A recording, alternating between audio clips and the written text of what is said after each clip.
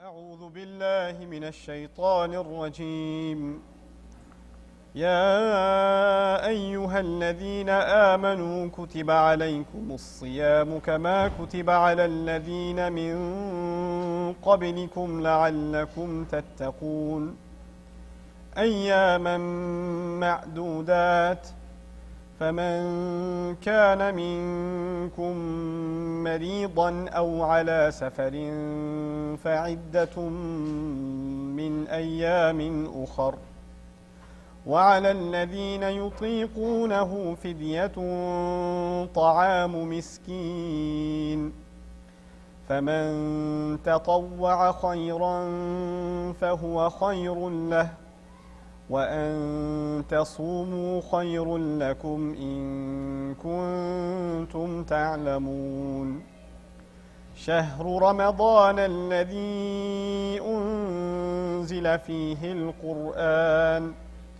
هدى للناس وبينات من الهدى والفرقان فمن شهد منكم الشهر فليصمه ومن كان مريضا أو على سفر فعدة من أيام أخر يريد الله بكم اليسر ولا يريد بكم العسر ولتكملوا العدة ولتكبروا الله على ما هداكم ولعلكم تشكرون وإذا سألك عبادي عني فإني قريب أجيب دعوة الداع إذا دعان فليستجيبوا لي وليؤمنوا بي لعلهم يرشدون رب اشرح لي صدري ويسر لي أمري واحلل عقدة من لساني يفقه قولي والحمد لله رب العالمين والصلاة والسلام على سيد الأنبياء والمرسلين وعلى آله وصحبه ومن استنى بسنته إلى يوم الدين اللهم نور قلوبنا بنور القرآن يا رب العالمين. Inshallah ta'ala, this talk is not going to be very academic at all. It's going to be just some bits and pieces of the passage that I recited before you. Pretty much all of you, I'm guessing, are familiar that these ayat of Surah Al-Baqarah in the 180s are the comprehensive discourse on fasting and the month of Ramadan in the Quran. This is the singular place in the Quran that addresses the entire issue in a very comprehensive way. And alhamdulillah, with the help of the Shaykh, we don't have to discuss any of the rulings. I'm not capable of doing so anyway. So we'll talk about some of the other things, the spirit of this month, and the relationship between fasting and the Quran. So we'll talk about some background information and set sort of a foundation for the actual ideas we want to present. The end goal of this talk eventually is to understand the relationship between the two primary activities of this month. The two primary activities of this month are the fasting of the month of Ramadan and of course the slide that you saw but you didn't get to go into detail with, the Tarawih prayer and the Qiyam al-Layl. This is a two-part activity. And of course this is verified and authenticated in the statements of the Prophet ﷺ and in the Quran. You know, the Messenger of Allah ﷺ first calls it the month of fasting, then he calls it the month of standing, and the month of recitation in the night. So there's two parts. And it's a mercy of Allah that only one of those parts is absolutely obligatory, and the other part is optional. Right? And we've discussed the obligatory part in the first part of this session. But first and foremost, I want to take you somewhere which seems completely unrelated. And that is the dichotomy or the split within the human being himself. You know, the human being in different world philosophies, we're not even talking about Islam right now, just even from a philosophical or psychological point of view, there's this concept of an inner conflict within the human being. The Japanese will call it the yin and the yang, right? The psychologists will call it your animal tendencies. Freud will call it the ego versus the superego, right? And the id, etc., etc. The id, the ego, the superego. They'll divide it and they'll say each of these components within us, there are things inside of us, tendencies inside of us that are at war against each other. Some people in literary terms, they call it the war within good and evil, right? These sorts of things. These are different themes that are used in literature outside of Islam to describe this conflict. But the Quran and the Sunnah of the Messenger ﷺ, the sacred text of Islam, they have a very unique take on the conflict inside the human being. So you know, but the idea of conflict, you think of conflict between other people. Two people are fighting with each other. Two nations are fighting each other. Right? This is conflict for us. But the conflict I'm going to share with you and remind you about is a conflict that's taking place inside of ourselves. There's a war waging inside each and every person. Allah Azza wa Jal created us of two essential ingredients. He created our body, and the first human being was created from turab, Adam alayhi salam. And when we return, Allah returns us to the very dirt from which we were created, so we are returned back into the ground. This is one part of our creation. But Allah did not just create a body made of soil and clay, and that was it. What was done after that? A ruh was blown into it from the amr of Allah. يَسْأَلُونَكَ عَنِ الرُّوحِ قُلِ الرُّوحُ مِنْ أَمْرِ رَبِّي. So there's a part of it that is made of dirt, and there's a part of it that is not made of dirt. Now what is that other part of us? In English literature you'll call it the soul. Psychologists will call it your personality, your inner self, etc., etc. All these different terms are used. The Qur'an's term is the ruh. The term of the Qur'an is the ruh. Now some interesting things about the ruh. Allah Azza wa Jal created it before even our bodies were created. Before even all of us were created in our physical form, in the wombs of our mothers, all of our arwah had already been created. And they were in the presence of Allah Azza wa Jal, and there was a gathering of all of them, and Allah took a covenant from them. He took a promise from them, an agreement from them. And from that implication in Surah Al-A'raf, this is ayah number 172 of the 7th surah, Surah Al-A'raf. From that covenant we learned that the ruh already knew Allah, so much so that it's actually talking to Allah. Allah is taking a covenant, an agreement, and asking a rhetorical question to all of us before we were even brought on this earth. And what was the question? The question was, Alastu bi rabbikum? Am I not your master? Am I not the master of all of you? And what did we all respond? Bala shahidna. Of course you are. Why wouldn't you be? We bear witness to that. We testified that Allah is our master before we even came here. What part of us? Our body or our ruh? I'm not going to say soul, I'll just use ruh. Get used to that, okay? The ruh testified that Allah is the Rabb in His company. This already happened before we came here. That same ruh was then delivered to the belly of our mothers when she was expecting us. That same ruh came into the belly of our mothers. And what did it already have? What did it already know?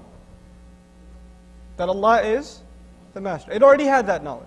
It already had that knowledge. Now, this is one part of us. But in that ayah, when Allah took this covenant, Allah Azza wa Jal told us, why am I taking this covenant from you? So you don't come back and say, Inna kunna an hadha ghafilin. That you don't come back here and say that we were unaware of this at all. We didn't know at all. We had no idea. Now in philosophy you say, and I know this seems disconnected, it'll all come back to Ramadan and the Qur'an in a minute, or a few, right? You have people that say, how do you know there's a God? How do you know there's even a God? How can you prove it? Your philosophy professor might be an agnost. He might say something like, I'm not sure if there is one, I'm not sure if there isn't one. What is the Muslim response? Number one, you already know there is one. You were already born with the belief in God, and you already believed in that God when you hadn't even come out of your mother yet. That was already there. The only difference is you forgot. You became ghafil. You forgot, but it's there. That light, we could call it the light. That light was already inside of you. When you deny that light, you have placed yourself in what then? Darkness. You placed yourself in darkness. So we were given a light that we already had. We already had a light. Now, but when we came out of our mothers, not only did the ruh come out, what else came out? The body came out too. Now, Allah created, whatever He created is dependent. The only one who is free of need is Allah Azza wa Jalla. Everything else He created has a need. It is not, in and of itself, free of need. It's not as-samad, He is as-samad. And it's not ghani, right? It's not free of need. It has needs. Does the body have needs? What are some needs of the body? Clearly food, nourishment, protection from the outside elements, right? And then the body develops other needs. It develops the need to beautify itself, cover itself, etc., etc. The body has needs. And most people running around in the world, doesn't even matter if they're Muslim or not, they're running around fulfilling the needs of what? If not the needs of their bodies, the desires, the wants of their bodies. But they're running after fulfilling, this is what they think they are. So live it up. Go, I don't recommend it, but you're watching TV and you see a bunch of commercials. What are the commercials about?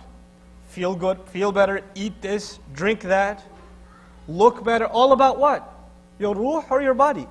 It's all about your body. Be inside this beautiful house, you look so good in it, right? So it's all about this self-indulgence, this narcissistic society, in which the most important person, the most important concern is who? What you call number one, looking out for number one, your body. That's what it is. And you know, there's now research among psychologists, even in the West, that this narcissism, this obsession with yourself, it makes yourself so important and you set such high goals, such high expectations, that they're never met and you become really miserable, and it's now the cause of depression and anxiety and even suicide. So the very thing that people ran after led to their own destruction. SubhanAllah. Now, this is the body. It has its needs. It has food. It needs food. It has desires as it grows up. Company, etc., etc. Now, and by the way, if you are students of psychology, you know the hierarchy of needs, Maslow's hierarchy of needs, and self-actualization at the end. All of this is body. This is all body. But then there's another side that Allah Azza wa Jal created. That is our ruh. Is the ruh something Allah created that is independent, doesn't need anything? Everything Allah created has a need. It's dependent. The body has needs, and the ruh also has needs. Now, since the body was made of dirt, it was made of clay, it was made of the materials found on the earth, organic components, all of its food, all of its nourishment, all of its luxuries, all of its desires come from where? Where do they originate from? The earth. It's made from here and its food comes from here. It all comes from here. But the ruh was not made of dirt. The ruh is light that Allah sent. It was a special command of Allah that was delivered by an angel into your mother. Right? That's your ruh. If the ruh, and the ruh can also get skinny, it can also get sick, it can also get weak. Right? Now inside of you there are two hungers. Your body's hungry and your ruh is hungry. But it's like having two children and you only take care of one of them. You keep feeding your body. You keep taking care of the needs of your body. Who's starving now? And eventually, you know what can happen? It could just die. It could just get completely irrelevant. It's just limp. It's in a coma. Okay? When it's in a coma, what did it know? What was the knowledge that it had? That Allah is the man. What goes away then? That tawheed goes away. Then you get the question, I'm not sure if there is a God. What has been choked? The ruh inside this person has been choked. If the ruh wasn't choked, you know what? They would actually feel, they would know. That wouldn't even be an issue. That wouldn't be a question even. Okay? Now, what is the food of this ruh? Since the ruh did not come from this earth, it was sent down from Allah. Its food is also sent down from Allah. That is the revelation. That is the Qur'an. The Qur'an is called, Allah calls it light. Allah Azza wa Jal calls Qur'an light. فَآمِنُوا بِاللَّهِ وَرَسُولِهِ وَالنُّورِ الَّذِي أَنزَلْنَا. Believe in Allah and His Messenger and the light that we have sent down. Allah says, believe in the light that we have sent down. What is He sent down? Qur'an. But the Qur'an is being depicted as light. But there is a light already inside of us. The one we were born with. This light now has to come into contact with the other light, and this is described in Surah An-Nur when Allah says, Nurun ala nur, light upon light. That process is described in Surah An-Nur. But we're not talking about Surah An-Nur today.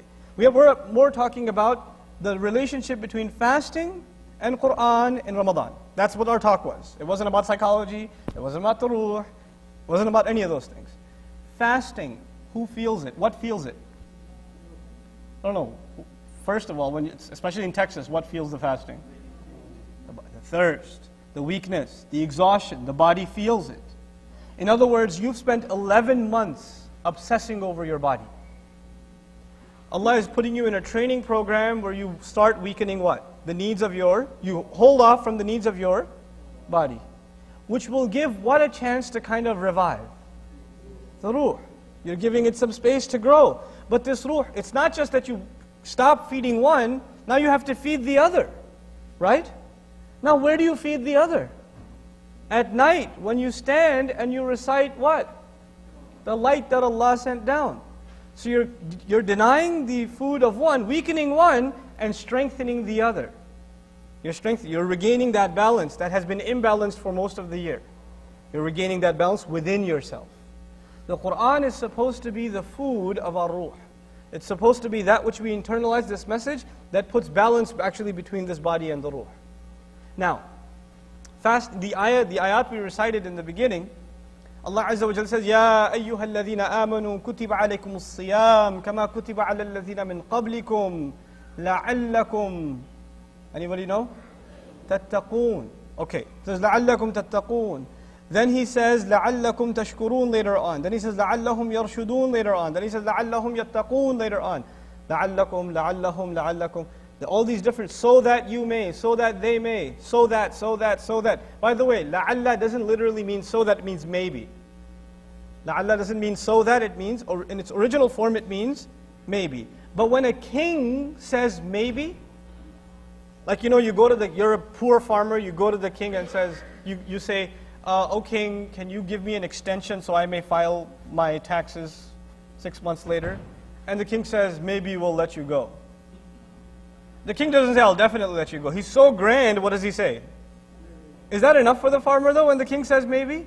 That's enough. He says, "Oh my God, the king, he gave me a hint. I'm all right." This is the majesty of Allah when He says, la'allakum.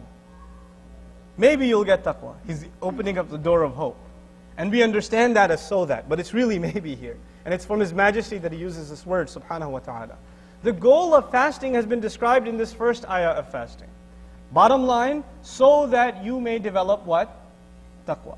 Let's first understand what taqwa is. Taqwa essentially is a few components, few simple components. I'm not even going into a linguistic explanation of wiqaya, and from then ittiqa and taqwa. Some very, very simple stuff. Taqwa is not fear. The Arabic word for fear is khawf. The Arabic word for fear is khawf. If you have fear, and because of that fear, you protect yourself, you take some kind of precautions, that's called taqwa. Wiqaya originally means protection. So it is not just fear, it is an action taken as a result of fear, that is called taqwa. So taqwa has two parts, the feeling and the what? And the action. If it's just the feeling, what do we call that? That's khawf. That's khawf. So taqwa in and of itself necessitates the feeling and the action. You're protecting yourself from coming into harm's way. If you, for example, get your tires filled up with air, you're engaged in an act of taqwa because you're afraid the tire might blow up in the middle of the highway. If you're locking your door in the middle of the night, or you're checking the locks, you're not just afraid that they're open, you're taking an action also. You're engaged in an act of what? Taqwa. When people go to Hajj, and they should pack properly, make sure the passport is there, make sure they have extra cash, this, that, the other, you know what they're doing? They're engaging in precautionary activity, which is all taqwa. So part of the meaning of the ayah, فَإِنَّ خَيْرَ الزَّادِ التَّقْوَى وَتَزَوَّدُوا فَإِنَّ خَيْرَ الزَّادِ التَّقْوَى. Part of that is have taqwa of Allah, but also take proper precautions. Now, fasting has been taught to us so that the goal you reach is you will have taqwa. Look at it from an outsider's point of view. What is fasting? It's an activity of self-control, isn't it? Not a Muslim point, from an outsider's point of view. You're holding yourself back from all this stuff. Do other people do that? Do they deny themselves things to get to a goal? Do people do that? When somebody works out, they deny themselves junk food. When an athlete wants to prepare for a team, right? They deny themselves sitting behind the couch. They get early in the morning, they're going around for a mile run. When somebody wants to get into med school, they deny themselves watching the movie and playing the video game, they're studying. To get to a goal, you have to what first? You have to learn to hold yourself back, self-restraint, deny yourself some of the things you really want because you want to get to that goal. It's a normal part of the process. And by the way, for a lot of people, fasting is a kind of training, even, like, people want to get skinny, so what do? They're crying, they're looking at the fridge. Some people put the sticker on the fridge, or that talking thing. As soon as you open it, step away from the refrigerator. Right? They put that on. Why? Because they want to get to that goal. There's a goal in front of them. What is the first goal of fasting described in the Quran? Taqwa. So in other words, if you and I realize this is very important. If you and I realize this, you don't run after a goal unless you haven't reached it yet. If you have already reached it, you wouldn't be what? Running after it. What this teaches us is, if this is a commandment to all of the Muslims, taqwa is not something we can ever truly own. we're always going to we're going to have to keep running towards it. Nobody can say, I have taqwa already. Can't do that. You have to work, and if you have, you need more. So you have to keep running towards it. So the one who wants more taqwa will take the fasting and understand its goal. You only work towards something when you understand its goal properly, right? The first goal Allah has set before us is the attainment of taqwa. This is the first goal. But then there's something else, subhanAllah. When we are fed, are we supposed to be grateful? Allah provides the food, we're grateful. We do hamd of Allah, shukr of Allah. The next ayah is not about fasting, the next ayah is about specifically Ramadan. So there's a difference between, if you fast any time in the year, you're supposed to gain taqwa. Because the principle in the first ayah isn't about Ramadan, it's about fasting. Fasting will get you taqwa whether you fast in Sha'ban, it'll get you taqwa whether you fast in January, February, March. Doesn't matter when you fast, it should lead you to taqwa. That's what its goal is. That's what you're training yourself in. But then what's so special about the fasting when? In Ramadan. What's so special about that? Ramadan is special. Let's listen to Shahru Ramadan alladhi unzila fihi al-Quran. Number one. The month of Ramadan is the one in which the Quran was revealed. The ayah didn't begin with fasting. The ayah began introducing Ramadan as not the month of fasting, but the month of what? The Quran. Okay. So the month in which you're going to deny your body is the month in which the ultimate food of your soul came down, of your ruh came down. Isn't that true? Your food the food of your ruh has come down in this month.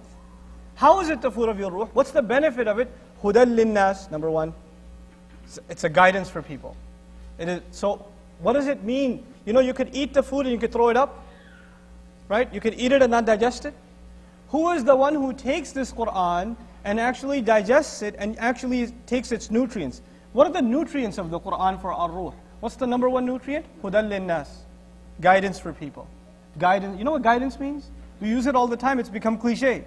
Guidance means when you want to do something, what should I do? Let me ask the wife. Let me ask the husband. Let me ask my friend. Let me look it up online.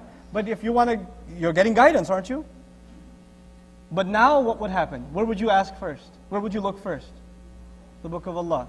Should I get married? Should I not get married to her? Should we buy that house? Should we not buy that house? Should we get into this business? Should we not get into that business? Should I keep sleeping? Should I wake up? Should I say that or should I keep my mouth shut? Right? Should I give or should I hold back? Now every choice you have to make, where are you going for guidance? Quran, that is an indication that you're actually taking it in. And if you're listening to Quran and reciting Quran and attending Taraweeh, when it comes to guidance, you don't take it, that means you're throwing it up. You're not actually absorbing it as nutrient. Right? That's hypocrisy. Now, Hudal linnas. What's the second thing? وَبَيِّنَاتٍ مِّنَ الْهُدَى. Number two. بَيِّنَاتٍ مِّنَ الْهُدَى. Absolutely clear evidences from the guidance. In other words, not only is it guidance, the more you read it, the more it becomes absolutely clear that it can only be, this guidance can only be from where? It can only be from Allah. Not only is your ruh testifying to this, your entire being, your intellect is in awe at the majesty of these words. You're amazed by this Quran. The salah for the Sahaba, every time they heard the ayat of Quran, they heard a miracle. For us, it would be easier if we're standing next to Musa alayhi salam and the water is parting, we're like, whoa, miracle. Right? Because it's something you could see. What is the miracle for the Sahaba? What water are they seeing part? What dead guy are they seeing coming back to life? They're not. What mountain are they seeing hovering in the sky? What 12 springs are coming out of a boulder? Nothing. No she-camel, nothing. What's their experience? What's their miracle? Quran. And the entire Quran being recited in the month of Ramadan, you are being blown away by the most clearest evidences of the miracle of Allah. بَيِّنَاتٍ مِّنَ الْهُدَى. And then finally, what's the final nutrient of the Quran, nutrition of the Quran? وَالْفُرْقَانِ. وَالْفُرْقَانِ. What is Furqan? English translation is criterion. What that means in simple language is something that makes a clear distinction, comes from farq in Arabic, okay? Or al-furuq. Farq means to have clear separation between two things. One thing is not just, there are two things next to each other and there's glue between them, they look like one. But when they're clearly apart, right, the thing that separated them would be the Furqan. Something came and two things looked like they were right next to each other, but it came and it axed them apart and they became clearly distinct from one another. The Quran comes to make clearly distinct, what you should be living like, how should you not be living. What is the food of the ruh and what will choke it, what will starve it to death. How should you be pleasing your body, how should you not be pleasing your body. That Furqan has come down, that criteria by which you decide every matter of life has come down, wal Furqan. At the end of this ayah, we don't find لَعَلَّكُمْ تَتَّقُونَ or لَعَلَّكُمْ, even yet, لَعَلَّهُمْ يَتَّقُونَ. Let's see what we find. Allah Azza wa Jalla says, لَعَلَّكُمْ تَشْكُرُونَ, so that you may be grateful.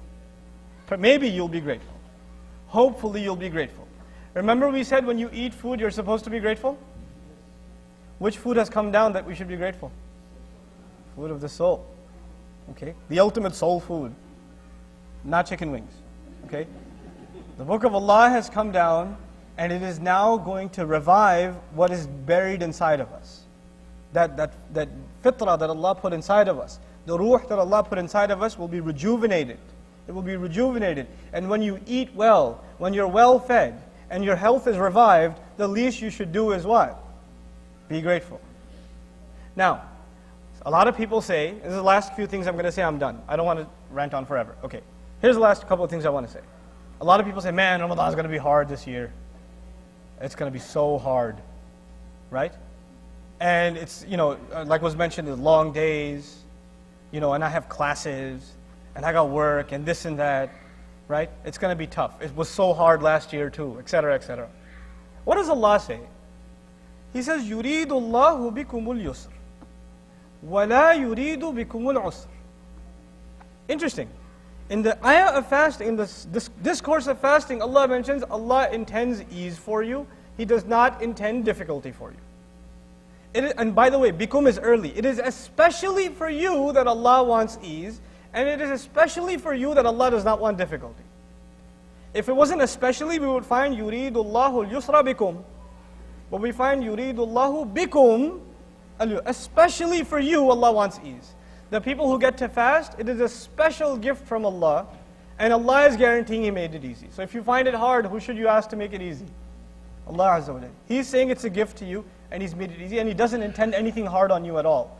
So the people who think they're enjoying themselves, and when they see you at work, or the Muslim cousins you have that don't fast, say, why are you so hard on yourself? You remind yourself, Allah intends what? Ease. You're the one in difficulty, you don't even know it. That's sad. It's like the sick person, the diabetic, who's like eating lollipops and chocolate cake and all that stuff. They're not supposed to eat that stuff, right? And when you say, no, and you're diabetic too, you say, no, I'm going to stay with that stuff. And he says, live a little. It was like, I'm trying to, you're trying to die fast. You're dying a lot, but I'm living a little, right? It's a twisted mentality. Now here's the last comment, inshallah ta'ala, and I'm done. There is even a relationship between fasting and marriage. The month of Ramadan is also related to marriage. How so? The discourse in Surah Al-Baqarah, when it came to marriage, isn't about marriage, it's about divorce. If you read Surah Al-Baqarah, you keep going, their entire passage is dedicated to what? Divorce. So when marriage fails. Interestingly enough, Allah didn't just tell us the ruling on the spouse. You may not have intimacy with her. You may have intimacy with her in the middle of the night. Not in the days of the fast, at night. But then Allah added something that wasn't necessarily associated here. هُنَّ لِبَاسٌ لَكُمْ وَأَنْتُمْ لِبَاسٌ لَهُنَّ. I can expect maybe this will be in Surah An-Nisa, maybe this will be in Surah Al-Tahrim, the surahs that talk about the marital relationship and the blessings between husband and wife. Where did Allah place this amazing principle? They are garment for you, they are clothing for you, and you are clothing for them. Where did He put this? In Baqarah. In Baqarah. Why? So we learn something here. There's something special about marriage and your spouse and Ramadan. How are your spouses? Generally there are talks given about hunna libasul lakum wa antum libasul lahunna in a general context. This is not that occasion. I'm talking about specifically in the context of what? Ramadan. Your spouse comes to you, did you read Quran today? Your spouse wakes you up for Fajr. You wake her up for Fajr. Don't get lazy, Taraweeh is coming. Don't eat too much, you get sleepy at the Taraweeh and then you're going to come back early. Right? You take care of the kids and I'll go pray, and I take care of the kids and you go pray. You have to tag team. They cover for you, you cover for them. Kind of like clothing. Covers you and covers them. You understand? So there's actually hints being dropped that this month of fasting will become even more beautiful if there's cooperation between who? The spouses. And this, when you cooperate with each other in like, there are some things, these therapists, they offer marital couples that are having trouble, they say, why don't you guys do Legos together? Or like solve puzzles. Do activities that are shared. It'll get your conflicts out of the way. This is the, you pay them $500, they'll give you this therapeutic advice, marriage counselors, right? They'll say, play chess together, or play video games together. And if the wife beats the husband at the racing game, like, whatever, Need for Speed 75, right? Then the husband throws the controller, walks off. This didn't help. What is the activity in which you should be cooperating? That will make your marriage beautiful to the point where you will describe your marriage as she is libas for me and I am libas for her. What is that project? That is the month of Ramadan. The fasting in the day and the qiyam in the night. Usually what ends up happening, the husband, by the time it's maybe like iftar is like 8:30, by 8:20, hey, what's the iftar? What did you do? Oh God, there's nothing here? And it just gets nasty. She's fasting too. She spent her whole day cooking and you just go off on her. And instead of Ramadan becoming a time where your marriage is fortified, it gets even worse. It goes from bad to worse. So you have to learn these lessons from Allah's book. That Allah is dropping us these beautifully placed. Take it as an opportunity to become closer slaves of Allah. And when the husband and the wife are good slaves of Allah, and they cooperate with each other in slavery to Allah, guess what? Now you will have a righteous family. Now you're ready to raise your children properly. When the husband and the wife are in conflict, forget the religion for the children. Forget it. That's not going to happen. Illa masha'Allah. So may Allah Azza wa Jal make us take full advantage of feeding our arwah and reviving the iman that Allah blessed us with in our fitrah, reviving it by means of this revelation. The only difference, I mentioned the only difference between us and Sahaba, they could taste the miracle. They could hear the message. Most of us, when we hear Quran, we don't know what's being recited. So what you have to do to compensate for that is one more thing. Okay, I said that's the last thing, but this is so critical, I have to mention it. You have to compensate. You can't just stand and listen to Taraweeh. You have to read tafsir. Better, you have to attend Darsul Quran. You have to attend. Your Imam is offering Dars, attend it. I know Shaykh Abdul Nasir is going to be, after Witr, he's going to be doing Darsul Quran every night. Attend that. I'll be trying to do something of a Darsul Quran in Irving Masjid every night after the Witr, late night. If you can, attend it. But if you can't, download MP3s. Sohaib Webb has a great Surah Al-Fatiha series.